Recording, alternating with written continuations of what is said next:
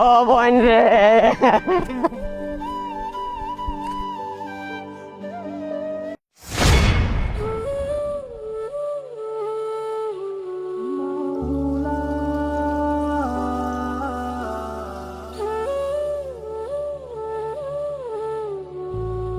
মামা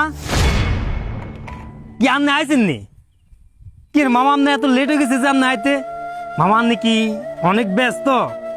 আপনার সময়ের কি এত মূল্য? আপনার বোন মারা গেছে আজকে ভোরে ভোরে। আপনার বোনের জানাজা শেষ, এখন কবরস্থ করেন।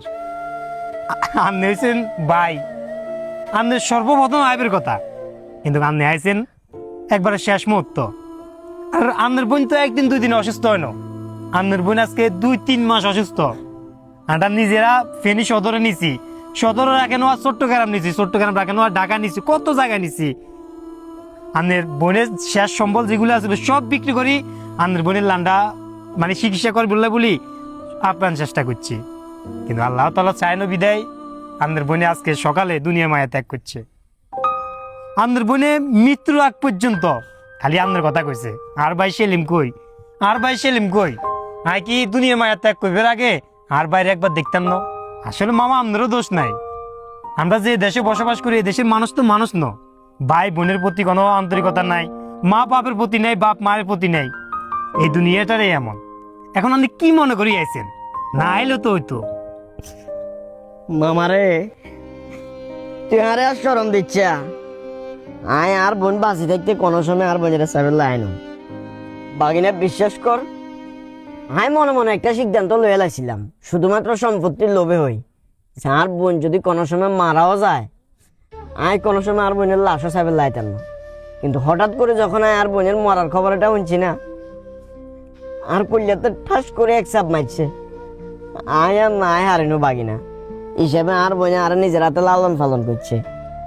আর আমার জন্য ডিমবাসি করতো না, ডিমিয়ারে সাইড ঠান্ডা করতো, আন্ডা ভাই বোন 4 জন। আর বোনে এমন অনেকদিন গেছে আর বোনের হাতের তো আন্ডা হাতে দিয়ে দিত, কোনো সময় স্বার্থের কথা চিন্তা করতো না। কিন্তু আয় শুধুমাত্র আর মা বাপের সম্পত্তি একা ভোগ করবে না বলে খালি বোন ইয়ে নত, আর ছোট বোন আরেক গেছে হিয়ের লোক পর্যন্ত সম্পর্ক রাখিন। আজ হ্যাঁ বুঝি এর আয় যা বুঝি এর আয় চাইলেও হয়তো বা আর বোনের আর কোনো সময় ফিরে যেতাম না। এই সম্পত্তি দিয়ে কি করবো? আর যার বোন গেছে গো, তাইলে হয়তো বা আল্লাহর ডাকা আমিও যাইতে গইব। আর মাথার ভিতরে জিনিসটা কোনোভাবে ধরেন নাই কি করবো। বাকি না কোন জিনিসটা করলে অন্তত পক্ষে আর বোনে যে কষ্ট ক্রাইসিস মারা গেছে আর উপর অভিশাপ হইতো না, আর অভিশাপ হইতো বাঁচি। আসলে মামা আমরাই আর কি কইতাম, যেটা করছেন যেটা করেন না এটা মোটামুটি আপনি জানেন, এগুলা নিয়ে আর কোনো কথা আমি কইতাম চাইেন না। আর আমরা মানুষটাই এমন, থাকতে আমরা মর্ম বুঝি না। দুনিয়ার মায়া ত্যাগ করলে তাদের প্রতি আদর যত্ন প্রেম প্রীতি ভালোবাসা এখন বাড়ি যায়। আপনার বোন দুনিয়ার মায়া ত্যাগ করবে আগে আপনার কথা বারবার কইছে, আপনার লগে দেখা করতে চাইছে, আপনার শেষবারের মতন দেখতে চাইছে।